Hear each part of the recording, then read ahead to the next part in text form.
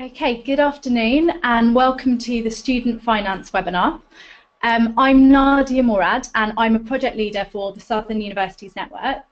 The webinar today will actually be led by Charmaine Valente, who is here on my right and is going to swap seats with me in just a moment. Charmaine is from the Student Loans Company, so she will be providing the information about student finance for you today. So first of all, just to say thank you very much for logging on and for coming to the webinar today, and we hope that the information is going to be really useful and interesting and relevant for you. I will say first of all at this stage that the webinar is being recorded, so just to make you aware of that. That's simply just so that you can share it with your colleagues or you can refer back to the information later. I think first things first are a sound check, really, just to check that you can hear me before we proceed any further. So if you are able to hear me at the moment, could you just have a look at your screen where you should see the questions or the chat function? You should have one of those two things on your screen. And if you can hear me, can you just write yes on your screen? And Charmaine is just checking that to check that those responses are able to come through.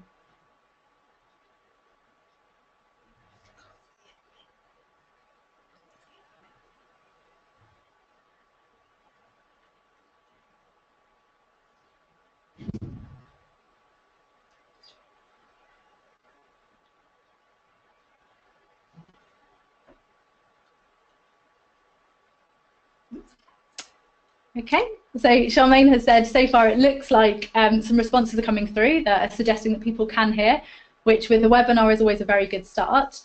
If for any reason at all the sound quality dips throughout the webinar or you are struggling to hear at the moment but you're able to see the screen, when we swap over in just a second I will have a look at the question section and if there are any issues I will look to sort them out very, very quickly at the start. But hopefully all is fine on your end at the moment. So just to provide a very, very brief bit of context before we go into student finance, as many of you will be aware, as I said a moment ago, that I was a project leader for the Southern Universities Network. The SUN, Southern Universities Network, is a partnership of 6 universities and it's part of the wider National Collaborative Outreach Programme, or NCOP.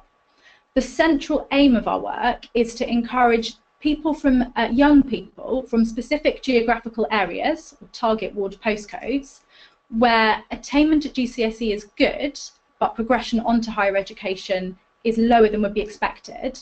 It's to encourage those young people onto higher education.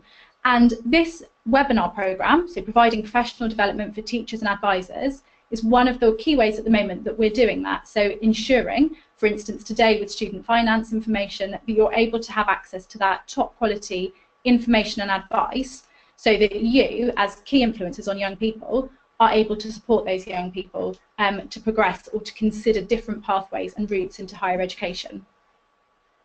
The format for the webinar today is Charmaine in just a moment is going to be presenting to you. You should be able to see, as Charmaine presents, her PowerPoint up on the screen, so you should be able to follow along as Charmaine is presenting, and you will have a copy of that at the end as well. We'll leave about 10 to 15 minutes ideally at the end for questions. Depending on the number of questions, we'll see whether we can answer all of them today. Hopefully that will be the case. But if your question doesn't get answered, Charmaine will be able to get back to you and we'll collate the questions through the SUN email account, first of all.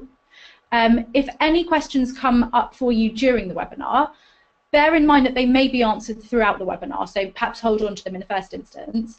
But you are welcome to type a question into the question box on your screen and we will come to it at the end.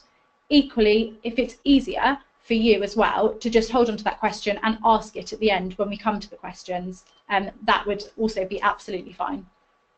Okay, so without further ado, I'm going to hand over to Charmaine Valente, who is going to talk to you about student finance.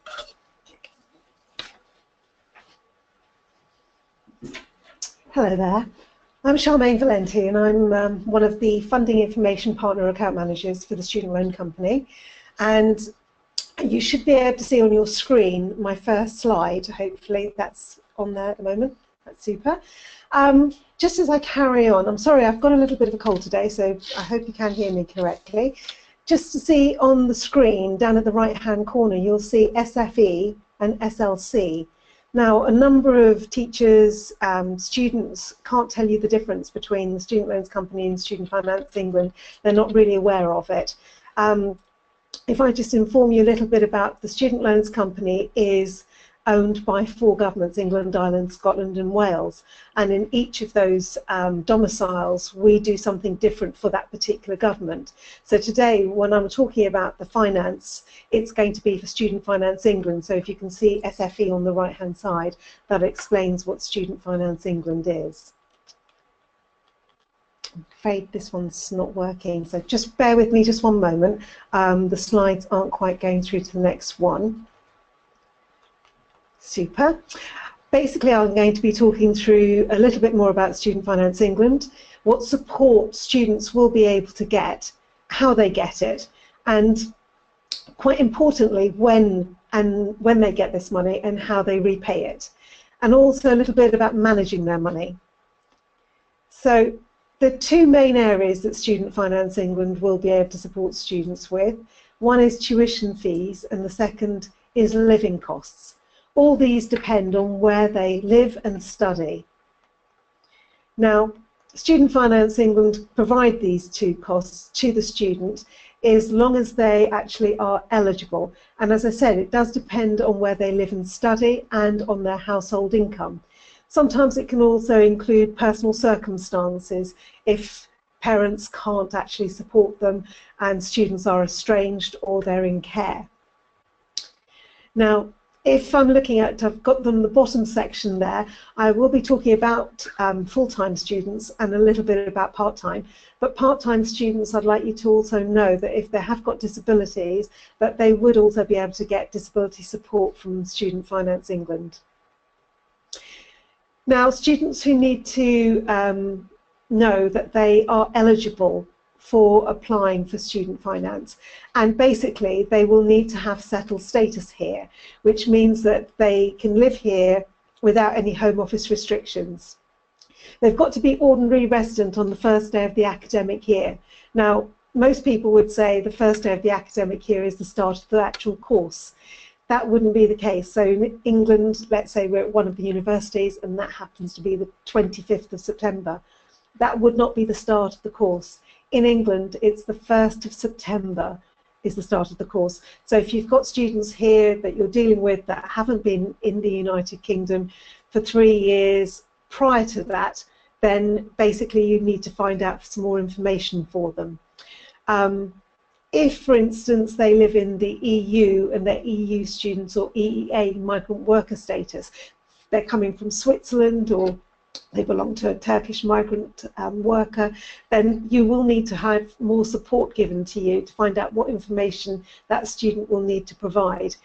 You can contact Student Finance England on the 0300 100 0607 number if you're unsure, but to get most of it, if you're a school or a college and they're going on to another university, then I would suggest that you contact the student financial advisor at that university, who would be able to then support you. So you'd have that partnership with that university and make sure that the student has an interview with them to ensure that they get everything in place before they actually go to university. We're looking at some myths. A lot of parents say, my child can't go to university because it's too expensive. Certainly, yes, costs have gone up. Tuition fees have gone up. We know that from the press. However, if they are eligible and they apply to Student Finance England, they would be able to get their full tuition fee costs if they're going to a state-funded university, and they would get living costs in the name of maintenance loans to be able to pay for some of the living costs that they'll have. Costs do vary. If they are going to go to a private university, that will be slightly different, but I will come to that in a few slides further. Another question is a myth. The loan repayments will be too huge a burden and will hold my child back. Now, students don't need to worry about repayments until they've actually completed their course or they've left the university. And it's the April after they've actually left that student loans repayment comes into force. Recently, you'll note that in the press, the government have said that it's now going to be over £25,000 a year. It was over £21,000 a year. It has been said that it's now going to be over 25, and I've put at the bottom, as you'll note, they're subject to final policy approval. We are still waiting for everything to be approved by the government before we can go ahead, so I am caveating that to say this is what it actually is at the present moment. And anything over £25,000 that they earn, it'll be 9% on anything that they are earning above that is what they pay or make a payment on. Now, if their income drops below £25,000 a year, they don't make any repayments whatsoever, and after 30 years, whatever they've got outstanding will be wiped clean. I have got a section on repayments, and I will be going through that with you as well. This next section basically is going to talk to you about the different types of fees, the different types of loans, and extra information that you'll need for students who might need extra support. Somebody like your Senkos might need to know a bit more information about that. Now, this particular section I'm going to talk about in a bit more depth is going to be the tuition fee loan. So, tuition fee, what's the maximum the tuition fee universities can charge as of September 2017? £9,250. Now that is going to stay for next year. Again, we have no confirmation that that is definitely the case, but it has been in the press and the government has stated that's what they're going to be looking at. So it's not going to be going up for the next 2 years. How much of this would you need to pay up front going on to university? Well, the students wouldn't have to pay anything as long as they've applied to Student Finance England and they are able to be deemed as resident, they're going to the correct course and they're going to the university that gets that funding, then they will have access to that amount of money up front to be able to pay for all of those fees. So, as I said, the actual fees are going to be £9,250, and basically the students won't have to pay this up front. If they're going to go onto a private university, as I alluded to in a slide previously, private universities also need to have their courses registered with the Secretary of State, and if they're not, then we will not be funding those ones. So students who are thinking about going on to a private university will really need to do some homework and check with that university whether those courses are funded by the student loans company, and basically if they are, then the maximum that we would give that student for the tuition fee is £6,165. That's basically based on if they've got an access agreement and their fees have gone up. If they don't have an access agreement, then the maximum we will give them is £6,000. The tuition fee doesn't depend just on household income. It's basically if the student is eligible for funding from the student loans company, we will give them the maximum fee for the university that they're going to, as long as the course is registered and attracts funding from us. And we don't pay this directly to the student, but we pay this directly to the university. Now, the way we pay this to the university is over 3 payments. We make 25% in term 1, 25% in term 2, and 50% in term 3. Now, that's useful for the student. Should they need to leave the university, they will need to know how that works. So we've covered tuition fees. I'm now going to talk about maintenance loans. So maintenance loan, what is available to the student? Now, basically, students are eligible for maintenance loans. Now, some might be means tested, some might not be means tested. Now, if somebody isn't means tested, it means that their parents' income doesn't have to be taken into account for them to get their maintenance loan to be able to live on. Obviously, that amount of money will be a lot less than somebody who's possibly going to be means tested. Now, means tested, we would then ask parents to provide us with information on their household income, determine what the student will be entitled to. Now, this money is paid directly to the student. It's paid again in 3 terms. Again, in term 1 in September, term 2 will be January, and term 3 will be after Easter. Now, even if a student's going to go to a university that has, let's say, 2 semesters, we still make payments over 3 terms. I've just put on the bottom there's a ministerial statement. I do mention this a little bit further on. As I mentioned earlier, it's gone up from 21,000 to 25,000 for the repayments, and I will go through that in a bit more detail when I get to the repayment section. So what are the maximum loans that are available? Now, I have put 2017-18 because the figures have not come through yet for 18-19. I'm not sure if they will go up or not, but these are the figures that the student will know that they will be able to get based on 2017-18. Now, if a student is going to go to, let's say, a London university but lives with their mum and dad and travels in, this is the maximum means testing that they could get is £7,097. If they go elsewhere, elsewhere is anything outside of London. For instance, there is one exception to that rule. Royal Holloway University of London is outside the M25, but it does attract the London rate. But let's say they're going to Leeds or Leicester or Exeter or Southampton, then they're going to be elsewhere rates. Then if they're living on campus, the maximum they could get is £8,430. If they're going to be within London, the M25, then the maximum they'd be able to get is £11,002. This slide, I've just broken it down into the maximum loan available for non-means testing and means testing. Now, this is for a student who is not over the age of 60 and doesn't have benefits. So a normal 18, 19-year-old going off to university. Again, I'm breaking it down into if they live with mum and dad and they're getting the maximum amount, as I said, £7,097. But if the parents are earning way too much on their income and they're going to be non-means tested, then the maximum the student would get is £3,124. Again, the same with elsewhere in London. I'd like to draw your attention to the overseas section here. That's not for overseas students coming to the United Kingdom. This is for a student who, as part of their course in the United Kingdom, wants to do a study abroad programme. Depending on which study abroad programme they do, one you might have heard of is like Erasmus. They would be able to then get funding to be able to go abroad from the student loans company, and they'd get their tuition fee paid for them, and they get the maximum loan of £9,654 if they're going to be fully means tested. If they're non-income assessed, then they would only get £4,667. Now, a lot of people will say that from widening participation, students don't get any extra support. But if their household income is below a certain amount of money, they're going to be fully means tested and get the £9,654, or partially means tested. They would also be entitled to travel grants from the student loans company to be able to go and pay for their flights.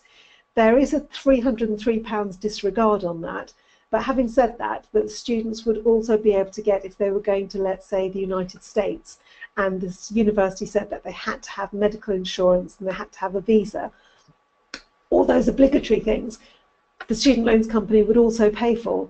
So it's an area that I would suggest that you strongly discuss with your students and ask them to think about it before they go to university. So when they do get to university, they have a little bit more information about doing the study abroad programme.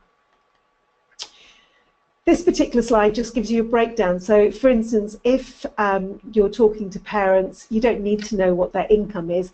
You could show them this slide and say, based on, let's say, £40,000 household income, if they're going to live with you at home, doesn't matter where they're going, to London or they're elsewhere, the maximum the student would get is £5,003. If they're going to live on campus outside the M25 bar Royal Holloway, then it would be £6,115. And if they're going to go to a London university, household income of £40,000, that student would get £9,155.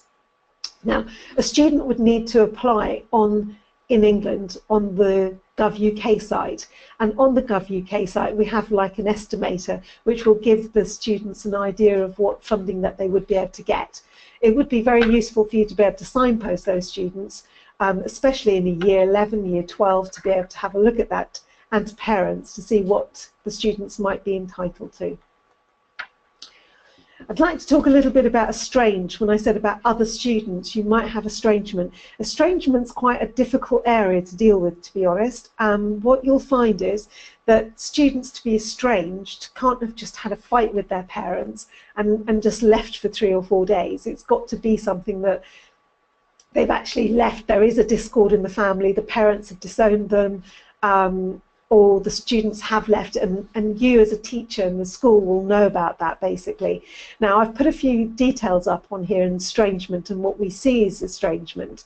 And you would need, I would suggest, that if you come across any students that are estranged, or you feel that they are, and they want to go on to university, then I would strongly suggest that you made them an appointment with the student financial advisor at the university, as they will be able to help that student through what is estrangement.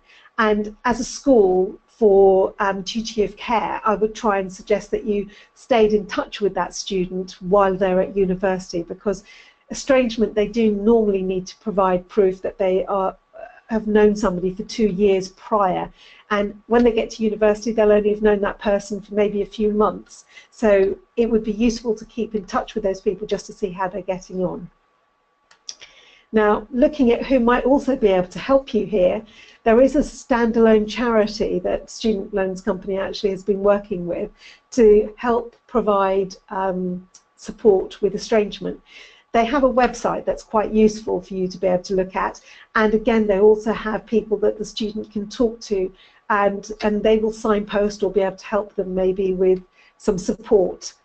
Propel is another website that's quite useful for students who are living in care and would need to be able to have some extra help and support. And the Become Trust is virtually the same. They would also be looking at students to be able to try and help them who are in care, but they will look at any students that come to them.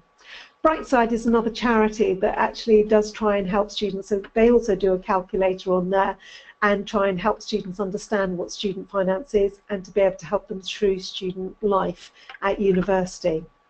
NECL, which is the National Network for the Education of Care Leavers, also has a very useful website and can signpost you to something local and support in your local area, as can the Care Leavers Association.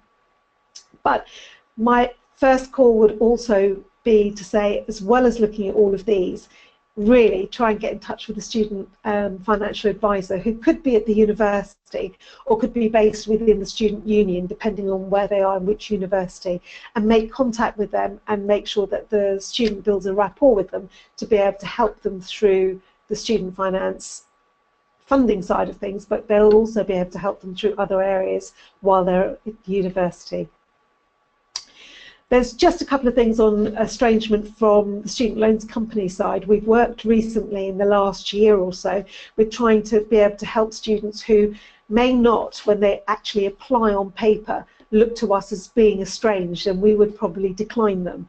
For those students, we've now got 2 new assessors who will talk to students as a third party, or a third party could be giving that information. So you could ask the student to contact us, and as part of that we would then be able to talk to that student and ask them questions. Now, we wouldn't explore things and areas they don't want to go to, just to try and weed out enough information for us to be able to say, look, we're going to give you that funding and we will do it. So even on the application it may not look like they can do it, but we will then offer them that funding and we will put them through. And in this last year we've given 100 students, over actually 100 students, funding that normally they wouldn't have got by going through filling out an online application. And I've just given you some details at the bottom, if you have a look at, is a practitioner's site which is basically for schools and colleges to use, and we've got resources on there that would be very, very useful. The government's also given us funding, and we actually provide a number of information so you can direct the students to the student room, and that particular area would be very useful for students because they can also ask questions while they're on there, and normally Student Finance England will also be able to answer those questions for them. Students who come under an independent status, I'm just going to cover this slightly a bit more. The student who would be estranged would be deemed as independent, and the funding that I talked about, they would be fully means tested. Now, independent students as a whole are fully means tested. So if you have a student who has a child and they are the child is under the age of 18 and you've got them at school or in college, then they would automatically be deemed as independent.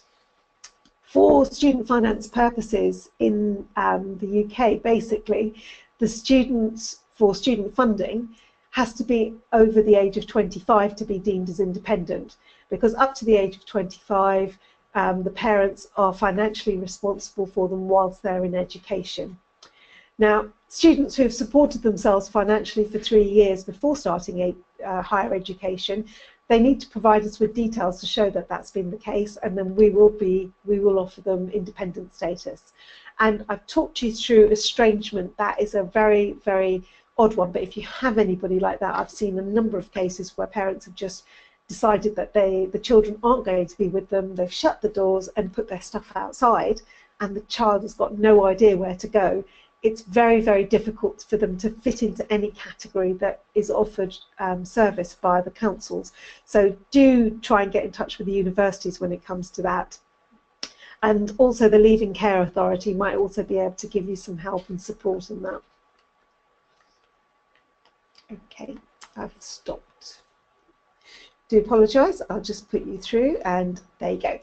So we've talked through tuition fees and maintenance loans. I would like to talk to you a little bit more about the extra support that's available to students as well. Now, the extra support that students are entitled to, I did touch a little bit on it with disabilities for part-time students, but disabilities isn't means tested. It's not based on household income. It's based on what the student needs, and what will be taken into account is the course and what the student needs to be able to do that course, basically. So they will be able to get funding as a disability. If they've got children, we will be able to give them some extra support there. If they're studying abroad, I did mention that earlier, that they would also be able to get some funding, extra funding for travel and for their visas and insurance.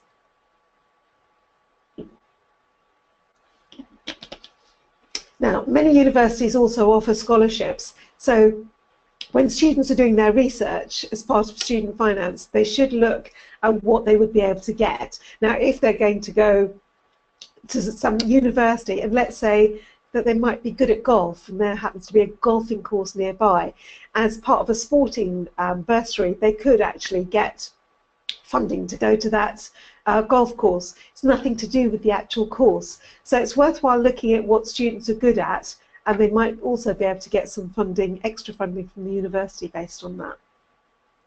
Now, the disabled students, as I was going through, is not based on household income, and it doesn't have to be repaid. It's not paid directly to the student, and the money is basically done insofar as that the student will apply on Student Finance England.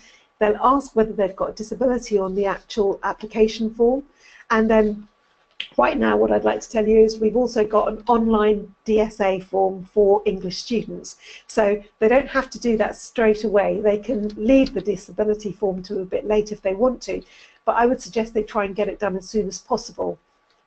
Once they do the DSA form, that will automatically come through to us, and we will then send the student a letter to say they need to be assessed for their course. That assessment is free, and the assessment centre will say they need what equipment, what software they might need. They will tell the student loans company, and we will pay for it, and the assessment centre will put it in place for them to be able to then proceed. Studying overseas, basically I touched on that a little bit earlier, and if I just go through a couple of other areas, there is a disregard, and basically the disregard is £303. So let's say that they were able to go to France and stay there. They might want to come back home a couple of times. Well, if they pay for 2 return flights, the first £303 would be taken off that, and we would pay the balance of that. Obviously, they will also get money as part of a Erasmus study abroad. Erasmus also is a separate entity that will give them a certain amount of funding as they go along. Students who are going to be studying nursing and midwifery and allied health professionals, basically they will need to still go through the NHS support at this time. And the European Commission still provides the contributions via the university to the student for Erasmus study abroad programs. So for students who are from widening participation backgrounds, they do get extra funding, and there is more money for them to be able to actually do that year abroad. Just let's talk a little bit about NHS students. There has been a change, and a lot of students have got lots of scares through going into just looking at newspapers. They're saying how much money they've got to pay, because previously students did get a bursary. Now, students who did get a bursary from the NHS and got a low amount of maintenance from the student loans company were actually getting about £3,000 less than they would do on this particular package, and they were trying to borrow money from different areas to be able to support themselves. And the reason they were borrowing the money is because they have to have 40 to 45 weeks worth of placements, and if they've got that much time that they've got to have their placements for, they're not going to have time to work. So borrowing from payday loans, even a short amount of £500, is a lot to be able to do. With the new scheme, they actually get in London up to £3,000 extra, so they don't have to borrow that money, and they will be able to carry on their course and go through. Now, I would say that it would be useful, if anybody needs to go on to nursing or they want to have more information, is to contact the university and maybe go in for an open day and have a chat with them about that and see how other students are doing. Different areas are doing different things. For instance, if they're going to Wales and going to do nursing, Wales is offering a bursary for students to be able to go in, but then they have to work for them for 2 years after they've completed their course. Not a bad thing, because at least then they do have jobs, but it is worth the students actually doing a bit of research into the area that they're looking at. So how do students go about this? Well, if I go through, they apply, and I'll talk about how they get assessed and how they get paid. Now, students, while they're applying, the easiest way for the students to apply, well, I did do this as a three-pointer so that you could actually press a button, but today's session doesn't actually allow for that. So if I give you the answers as I go through, is for them to apply online on www.gov.uk/student finance. So when should they apply for their student finance? Basically, it's as soon as possible. Now, Student Finance England doesn't normally launch until around about January. We are very, very late this year in receiving information for us to be able to confirm even the figures at the present moment. So I predict that we probably won't be actually going ahead in January, but probably in February. So I think that you'll need to keep an eye on when Student Finance England actually launches their application programme, so that you can let the students know and make sure that they actually apply. These are key messages that students would find useful, and I would suggest that you look at these and try and deliver them in a timely manner for when you're actually delivering student finance. And I would have said it would probably be about February, March, April time when students are actually applying. It tells them where to apply, it tells them to apply as early as possible, and basically not to wait for a confirmed place from a university, which a lot of students do, especially if they're going to do nursing. They tend to wait for that. I would suggest that they apply immediately. Their preferred choice, it doesn't really matter if they don't get their preferred choice, because once their application's gone through, it takes approximately 6 weeks. So once the application's gone through, then what they can do, if they didn't get into their first choice, is to go into their portal and do a change of circumstance and say, I didn't get into X university, I got into Y, I'd like to change that. That takes approximately 3 days. But if they then wait till they get their university course confirmed, then it's 6 weeks or more from that, depending on their circumstances. So the areas where students get things incorrectly is they don't keep a log of their account details, and we get a number of calls in for that. So the first thing that they need to do is to have a look at that. What do they need to do for their application? To get it right first time, they need to have certain information with them. First of all, their passport details, and if they're in date. If they haven't got their passport details, then they will need to send in a birth certificate. Now in the UK we have two birth certificates. We have a long and a short birth certificate. If they're going to be means tested, it would be worthwhile them sending in the long birth certificate because it's got their parents' name on it, and we can at least try and find their details if they haven't put their customer reference number on there. Bank account details, they can put in those as well, but the application can go through without the bank account and without the national insurance number. But we won't be giving them any money, obviously, until we get a bank account number and their national insurance number. Now, parents, they will put down their details if the parents are going to be able to give their information, and the parents would need to go through online to the Gov.uk site and put in their details. We will link them at the other end. The student doesn't see the parents' details and the parent doesn't see the student's details. At the moment, we have what's called a declaration that the student will need to sign. Now, a lot of students forget to sign this declaration, so they end up coming to university. They've done everything right, but they haven't got their money in their account. 9 times out of 10, it is because they haven't signed the declaration. We are hoping that we can do an online declaration for the first time next year, but it hasn't come about yet, and we are looking at whether that can be a possibility. We will keep you up to date as we go along.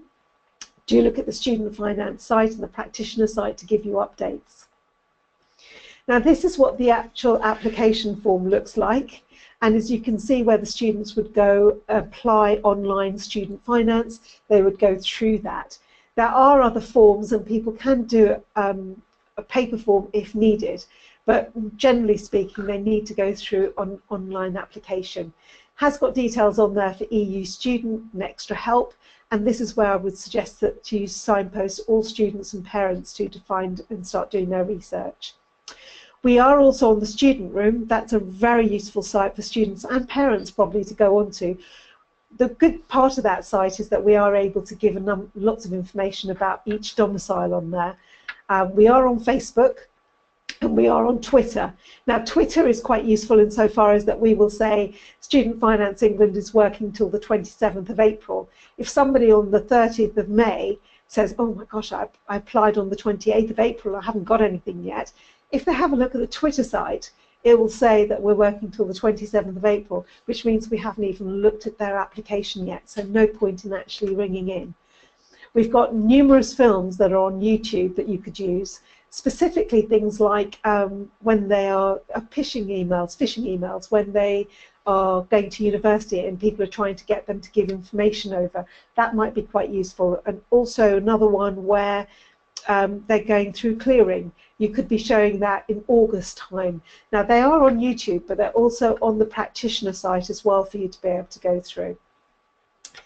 I'd like to touch on repayments. We are running a little bit late. I'm sorry about that today, but I'd like to go through repayments for you because it is quite important. The facts, the figures, the interest, it can be quite confusing. So if I go through what it is going to be based on, so the student loan repayments are based basically not on what they borrowed, but their future income. And how much do they need to earn before they start to repay? I've kept it on the old 21,000 at the moment, although it is going to go up to 25,000 as I've just put there. They will need to be paying, after they're earning £25,000 a year, it's 9% on anything above that. So how does this all basically work? So if I go through each of these, they won't be paying anything. It doesn't matter if somebody's borrowed. I'm on £25,000 a year, my colleague's on £25,000 a year. He's borrowed, say, 100,000, I've borrowed 20. We will both be not making any payments because we're on £25,000 a year. Anything above 25,000, it will be 9% on anything above that. It goes through their normal PAYE, so if they work for a company, it'll come out through their tax. So it'll say national insurance, pension, student loan. If their income falls below £25,000 a year, there will be no payments to be made whatsoever. And after 30 years, whatever they've got outstanding will be completely repaid. So they won't need to worry about any payments at all. So what will they actually be paying back? on the new system that the government has suggested that they're going to be taking forward next year, on 25,000, 9% is deducted from nothing, so no payments are made. If they're on £30,000 a year, it's 5,000 above 25, so 9% on 5,000 would be £37 a month. Now, for those students who are going to be in nursing, in real terms, they're getting a loan to be able to go into nursing, but it's to actually help them, support them through that course. But in real terms, if you have a look at their salaries, they aren't hugely paid earners, and they may never ever pay any of their loan back based on their income. And if their income's below £25,000 a year, they won't ever pay any money back on that loan at all. If they go into the private sector, then obviously it will go up. And students, you may be a previous student who has had a loan repayment. You will be on a previous loan repayment. If you're on the Plan 1 repayment, then that has gone up from a base rate of 15,000 to 18,330. So you've got to be earning over 18,330 on the old system to make any repayments. So this is just showing you under the old scheme of 21,000 and the proposed scheme of 25,000 what the students' savings would be. So as you can see on the old scheme that they would have already started to make payments, whereas on the new scheme they won't. So it is becoming more easily repayable. However, there is interest paid on the loan, and the interest starts from day one. So as soon as they get their first amount of money paid to them, interest is paid, and it tracks interest at RPI, that's the retail price index, plus 3%.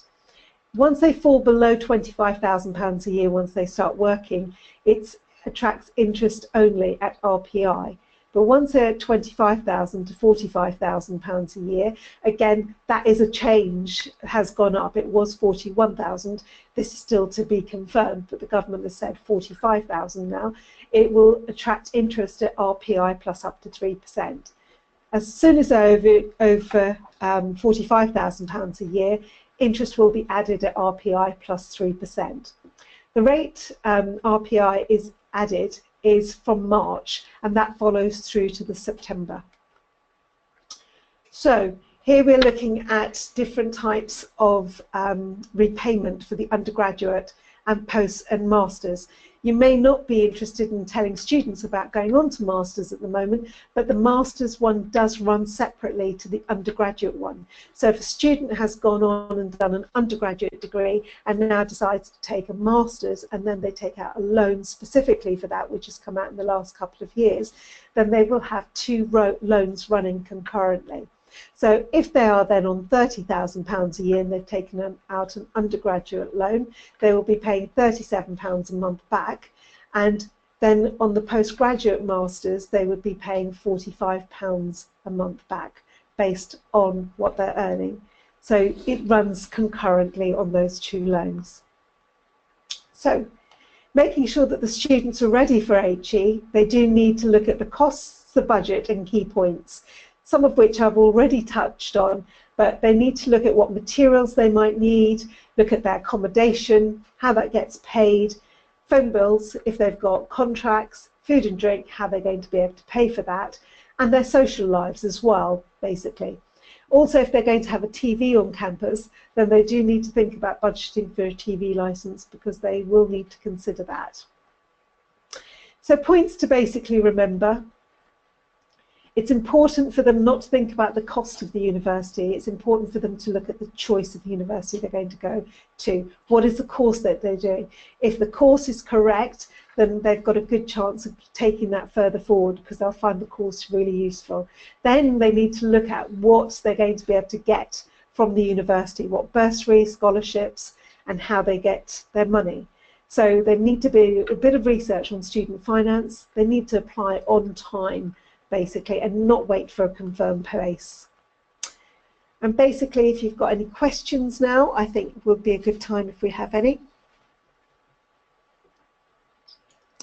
If you've got any questions, if you'd like to type in a few of those, Nadia will be able to see them and then ask me some of the questions. If you haven't, if you do want to drop me a line and ask me some questions myself, then you can contact me.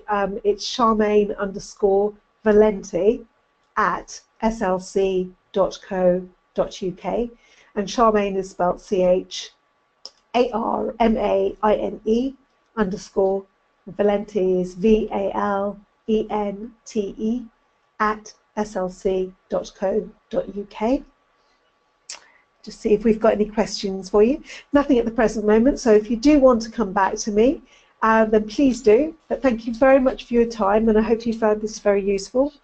Oh, I do apologise. Shall I just? Yes. I can just speak from here. It's no problem because I need to launch them. Okay. Hopefully you can hear me still.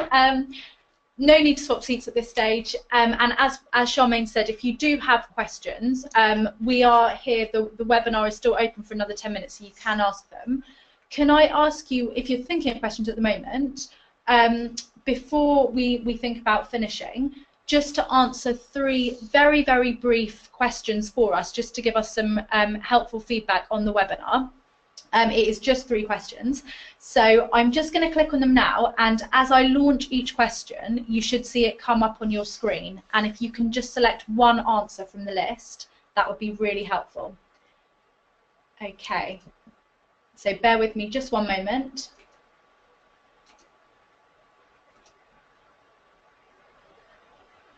And you should see the first question coming up just about now.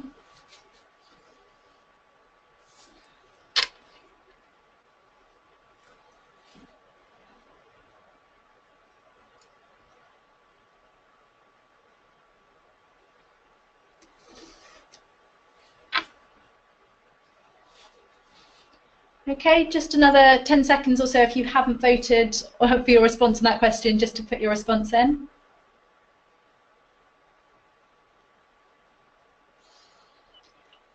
Okay, I'm going to close that first question. Thank you for your responses, and just launch the second one.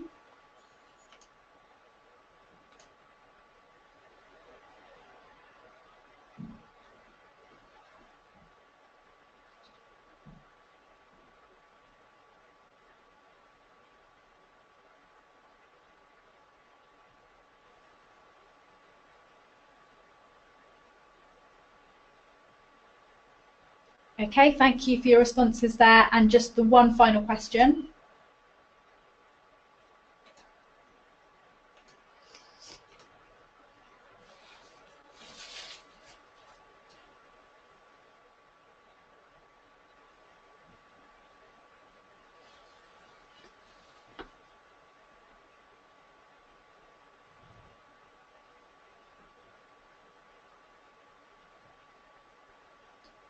Okay, thank you again. I'll just close that one down.